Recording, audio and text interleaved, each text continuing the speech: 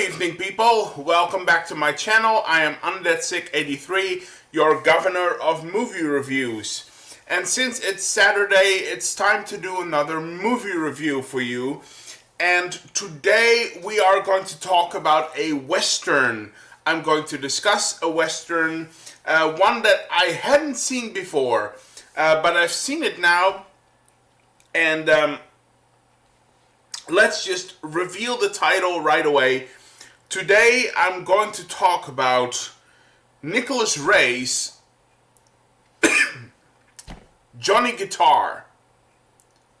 Today we are discussing Nicholas Ray's Johnny Guitar. So, that's the movie we are going to talk about and discuss today. So sit back and enjoy.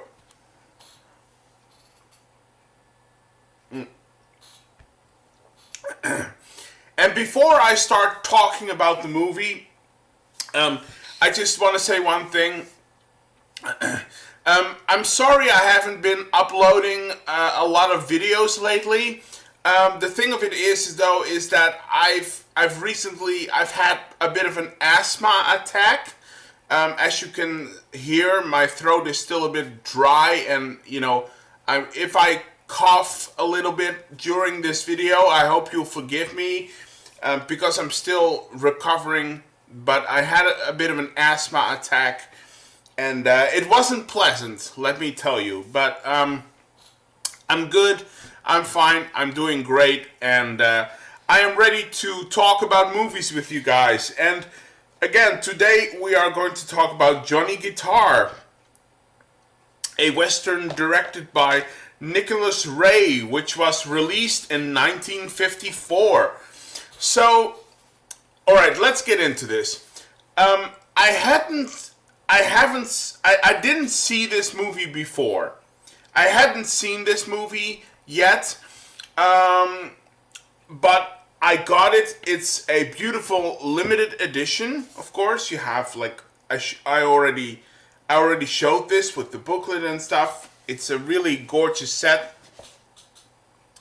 So I saw the movie, and now I can finally go in depth about, this whole Western film. And let me tell you something. I really love this film. This is a great Western. It's a great Western. So, alright. Before I go into the details, let's talk a little bit about the story. What is the story of Johnny Guitar?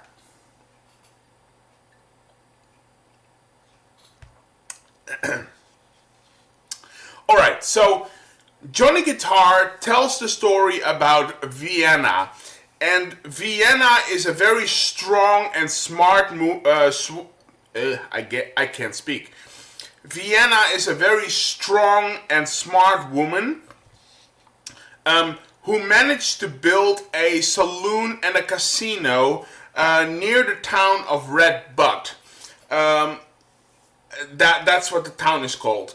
So she managed to build a sort of, building a hotel, saloon, casino near the town of Red Butte on land that she scouted, because very soon the railway is coming through the town.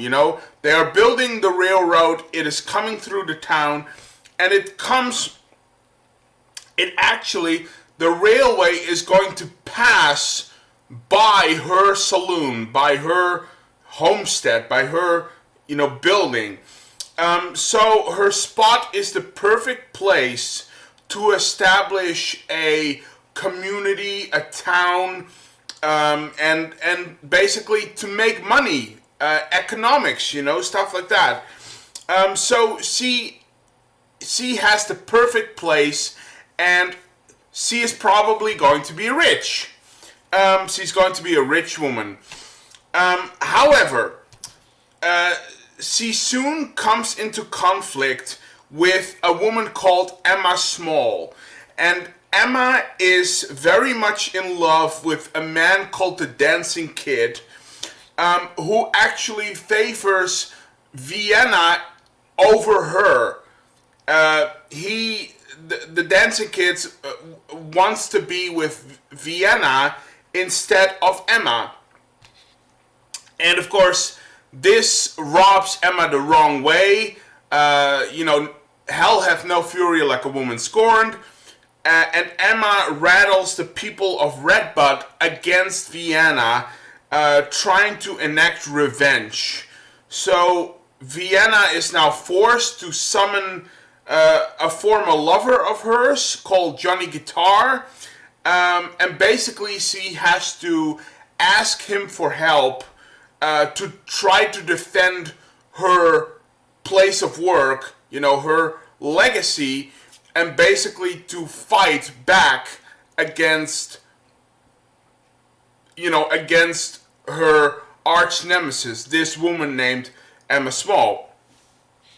That is kind of the story, the setup for Johnny Guitar. In basics, that is the synopsis, the setup for this film. So, again, after watching this movie, I really, really love this film. I love this film. I think it's great. As all of you know, I'm not the biggest fan of American Westerns. As I've explained in many, videos already, I'm not the biggest fan of American Westerns. I much more prefer the spaghetti Westerns, actually. However, seeing this gave me hope. Seeing this movie gave me hope, because if there are more of these American Westerns, I'm gonna try and watch more American Westerns, because if more movies are like this, it's great. Because again, I'm a big fan of Johnny Guitar. So why do I think this movie is so damn great? Let's go into that.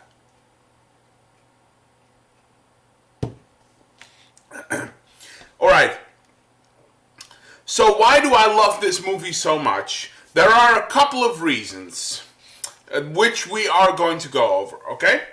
So the first thing I want to talk about is the cinematography and the set design, which is absolutely gorgeous. This movie looks fantastic.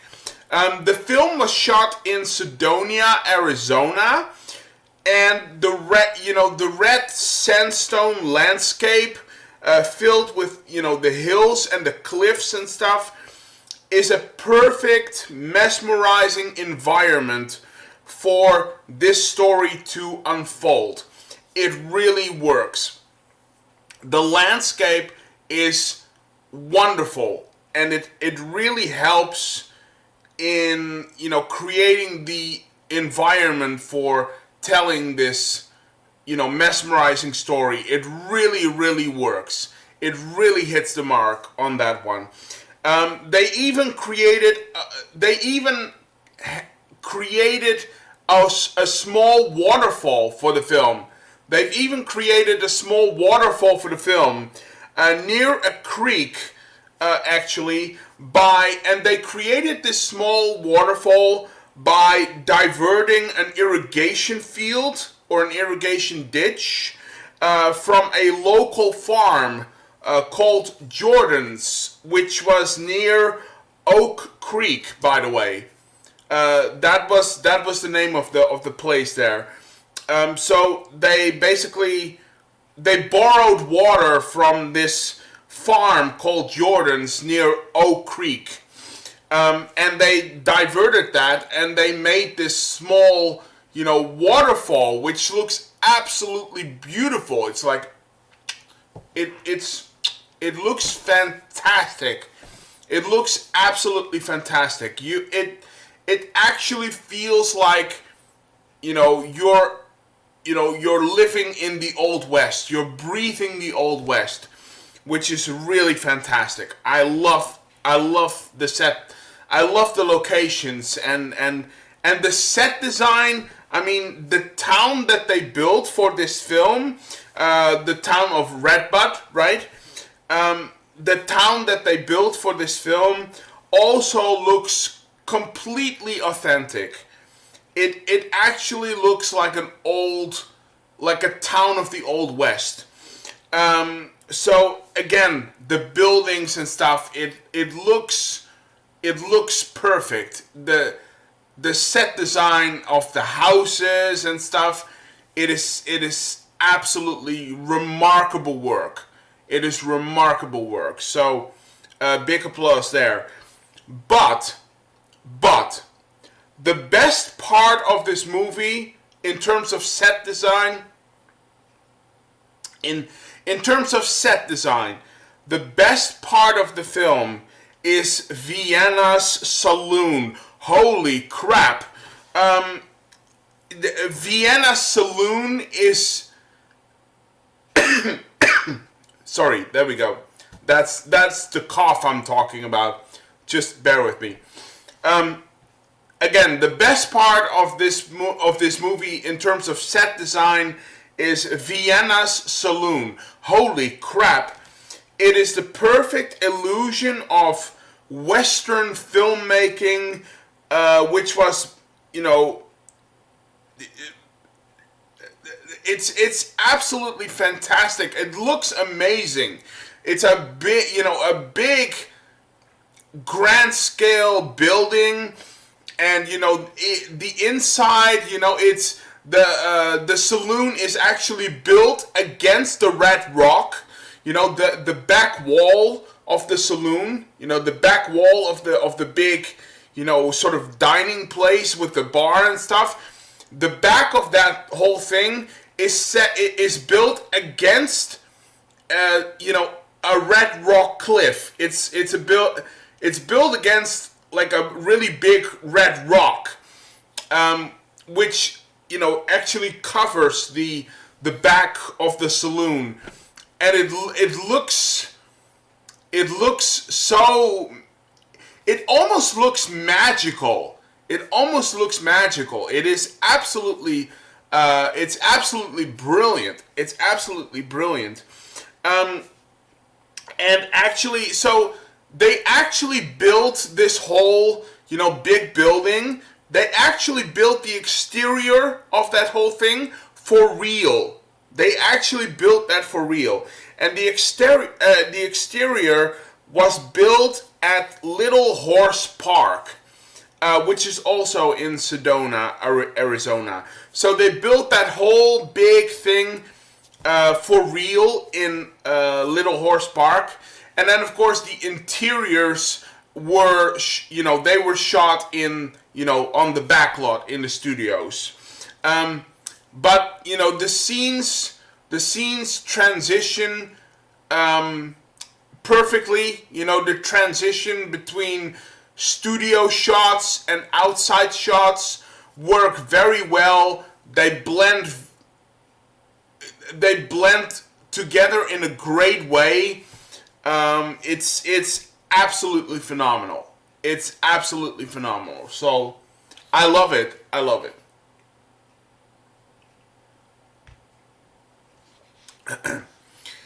The second thing I want to talk about, and this boils down to like one of my number one rules in terms of filmmaking. This is one of my number one things in terms of filmmaking that I always look to. I always look to this. This is one of the most important things that I'm going to mention. Everything stands and falls with great casting. It all comes down to great casting. And the cast in this film is phenomenal.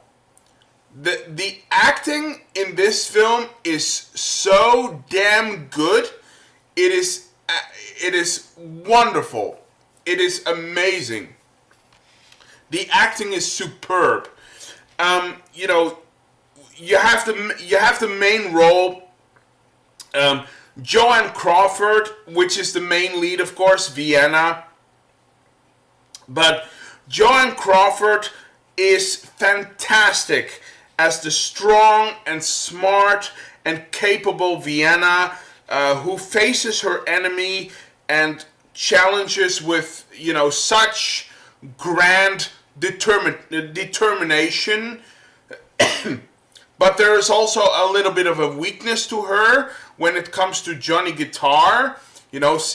Johnny Guitar is kind of her, soft spot, basically.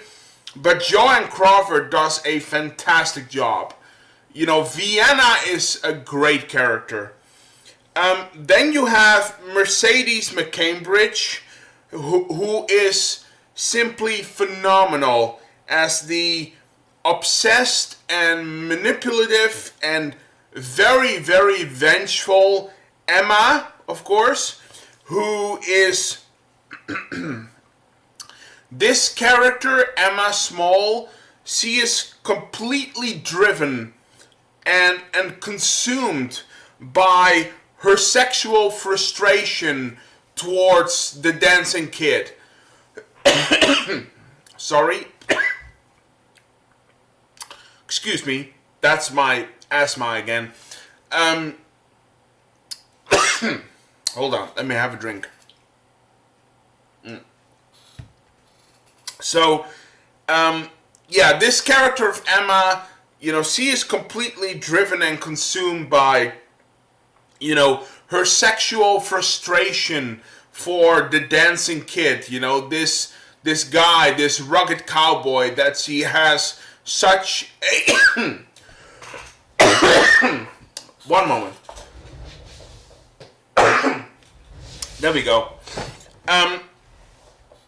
But yeah, the dancing kid, who is this sort of rugged cowboy, very tough but charming, and her obsession with that character, that's what drives her whole, villainous story, is that this whole sexual and romantic frustration that she can't express because the dancing kid is more interested in her basically female counterpart, basically in Vienna. So Mercedes McCambridge does a fantastic job as well. Phenomenal. I love her performance in this one.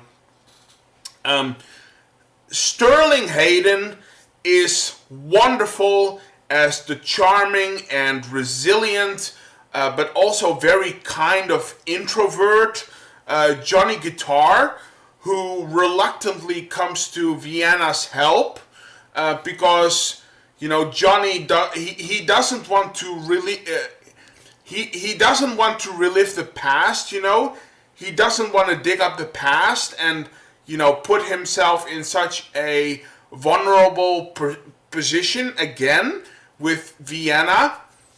So he's also a very fragile character, even though he doesn't show it.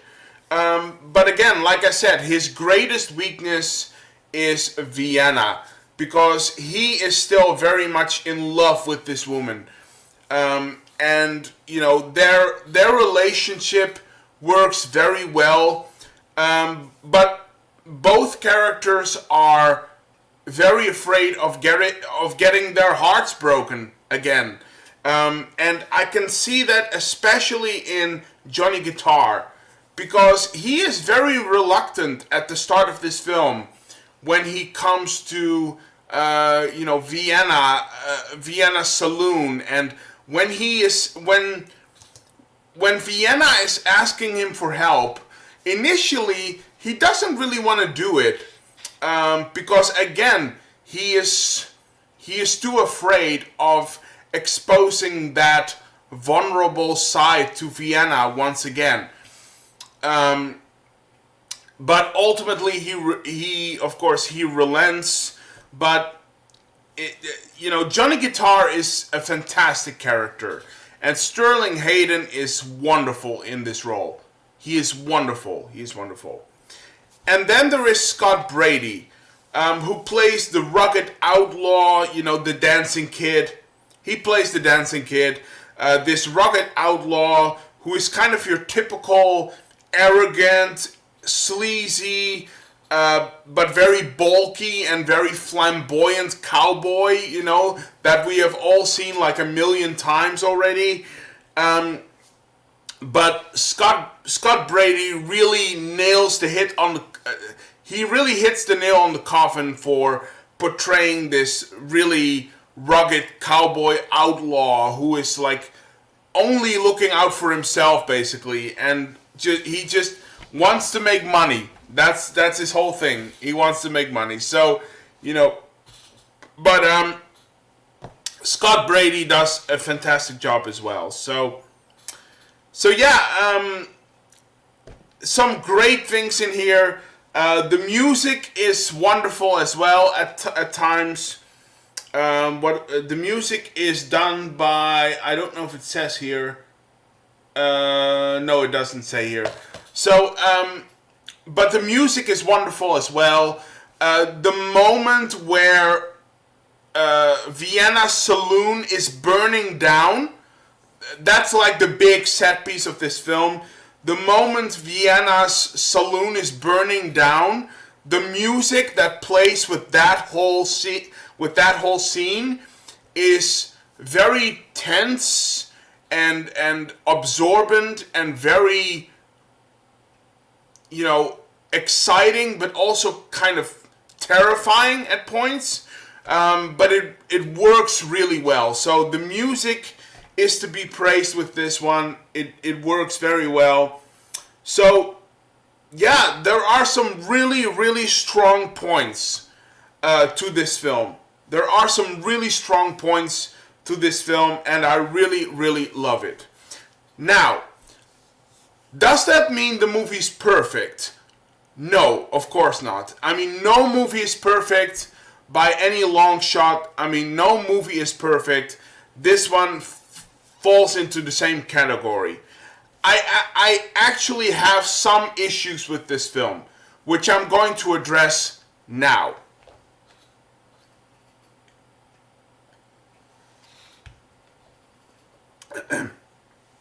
Alright, so now let's talk about the negatives for Johnny Guitar. Because there are a couple of missteps, and I boiled it down to two things. Alright, I boiled it down to two things. Two issues that bothered me about this film, okay? The first thing is that the first half of the movie, I hate to say this, but it's dragging its feet a bit. The first half of the film is really dragging its feet. To such an extent that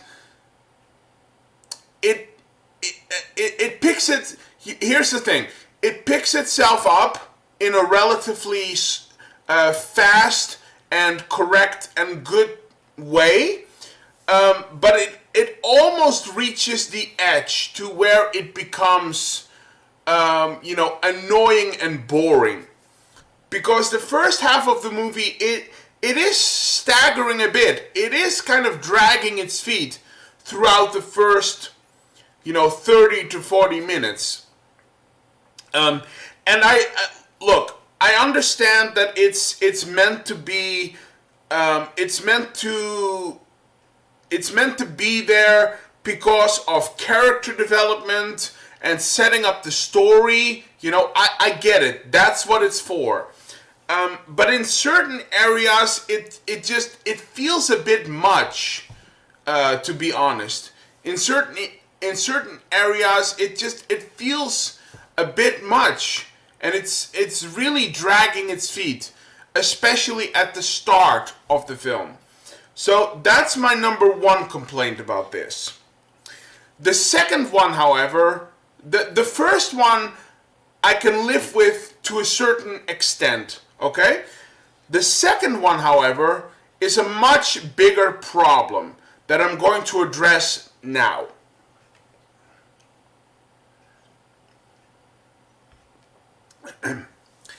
My second issue with this film has also to do with the casting. Now, I've read the booklet, so I'm caught up. I've read the booklet. I have dissected this movie as much as possible because I would love, I want to do that. Books are there to learn, so I really want to dissect this film and learn from it as much as possible so I can give you my real and honest opinion about it. So, alright, so the second issue is about casting as well. Because apparently there was a huge feud going on between Joan Crawford and Mercedes McCambridge. And this feud was not just on screen apparently, but this also transpired behind the cameras. Not just on screen, but also behind the cameras while they were shooting in production. And this whole feud, this whole thing, it caused a lot of friction on set, and a lot of people couldn't even they couldn't even do their jobs right. There was a point where Sterling Hayden walked off the set. He walked away from the set because he couldn't handle the stress of this whole thing going on between Joan Crawford and Mercedes McCambridge. So it caused a lot of friction on set, delays in shooting, people and crew members and actors who couldn't even do their jobs right. So in a way, in a very strange and weird way, I'm actually surprised that this movie ever got made. I'm actually really surprised that this movie even got made in the first place. It got made and it got finished as well. Which is, that's a miracle in and of itself. Because frankly, you don't want that, you don't want those kind of shenanigans on your movie set ever.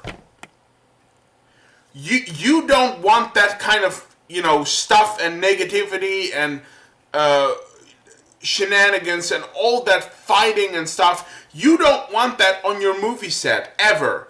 It creates bad atmosphere. It creates uneasy, uneasy colleagueship, or how do you call it? Here's the thing. It creates uneasy work ethics. Let me just say that. It creates uneasy work ethics. It's unhealthy to everyone involved. Just keep your personal feelings and issues and fights, save that for when the film is done. But when you are shooting a movie, let me tell you something. Negativity on set and stress on set, that is a big no-no. That is a big no-no. Because if it causes delays in production, it's going to cost you money. And if it's going to cost you money, you're going to piss off the studios.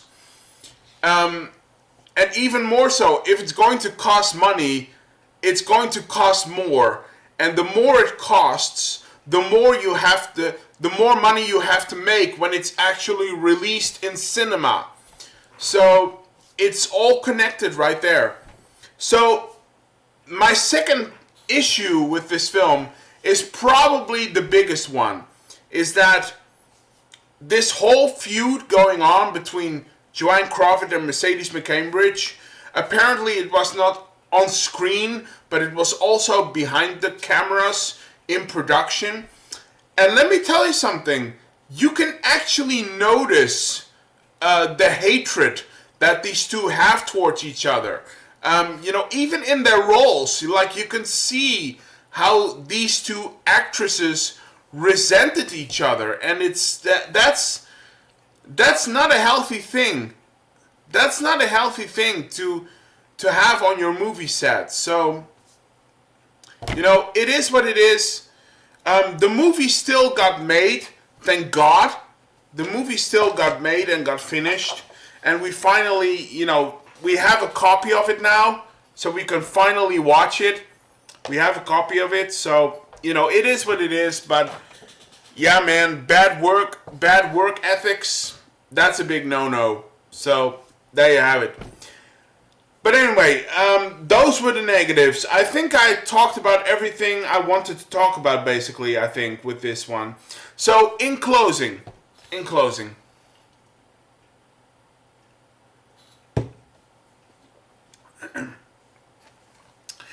So, in closing, how do I feel about Nicholas Ray's Johnny Guitar from 1954? You know, I'm going to be honest with you. Even though I wasn't the biggest fan of American Westerns, I have to say, Johnny Guitar is a movie that I adore. Maybe I better hold it this way. Yeah, that's better. Johnny Guitar is a movie that I absolutely adore. I really, really love this film. I'm so glad I bought it. I'm so happy that I have it in my collection. And I really, really love this film. And I'm going to watch it again and again and again. Because I think this is a pretty remarkable and unique product of American Western filmmaking. And, you know, and it made me think that maybe I should check out more American Westerns as well. It actually turned me around a bit on the whole American Western thing. So maybe I should just check out more American Westerns. Because if more of them are like this one, it's then I'm more than happy to say that I was wrong. I'm more than happy to say I was wrong, because let me tell you something, Johnny Guitar is a pretty fantastic film. So yeah, there you have it. So in closing, really love this film. And if you are a Western fan, whether it's American or spaghetti Western, but if you are a Western fan, you have to check this one out. You have to see this one. It's a brilliant film with a great cast and a lot of really great things in it. So I loved it. In terms of my rating for this film, what is my rating for this Western? Let me think. You know what? Let's be fair here. I'm going to give Nicholas Ray's Johnny Guitar, I'm going to give it an 8 out of 10. I think this is a pretty damn great movie that has a lot going for it. Great story, very strong characters, and I really love this film. So 8 out of 10. That's my rating for Nicholas Ray's Johnny Guitar. So there you have it. But let me know in the comment section down below, what did you think? Have you seen Johnny Guitar? Have you not seen it? If you did see it, did you love it as much as me? Or did you hate it? If you did hate it, tell me why. We can discuss and debate. Do you agree with my points, especially with the negative issues? Do you disagree with my, points that I made? Let me know. We can discuss and debate. Do you have any movies or TV shows you want to recommend to me for me to watch and review? Let me know in the comment section down below. I want to know your thoughts, opinions, theories, ideas, as always. Anyway, thank you for watching. I'll be back with another video as soon as possible, of course. Stay safe and healthy as always. Have a good weekend, and I see you guys. Bye.